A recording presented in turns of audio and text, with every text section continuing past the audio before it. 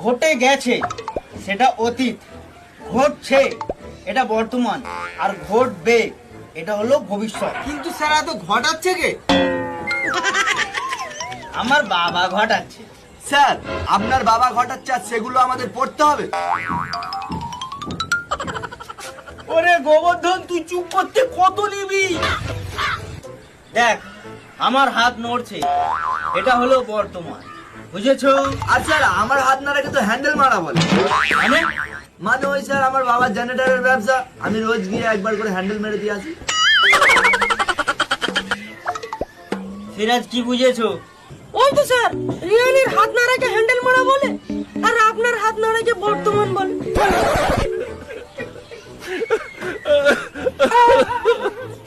ওরে গরুগুলো, হাত যখন নাড়িয়েছিলাম তখনের সময়টা বর্তমান ছিল, এখন সেটা অতীত হয়ে গিয়েছে।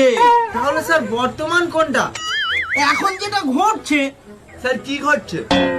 আরে এই আমি যেটা করছি এটা বর্তমান। ও স্যার, আপনি যেটা করলেন ওটা বর্তমান?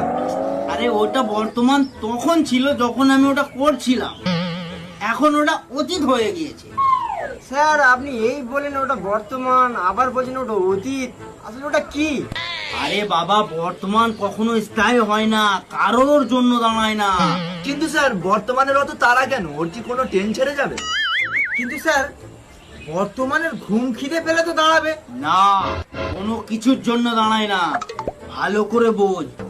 মিন্টু করেছে, মিন্টু করছে, আর মিন্টু করবে। আরে স্যার আপনি এত করেন?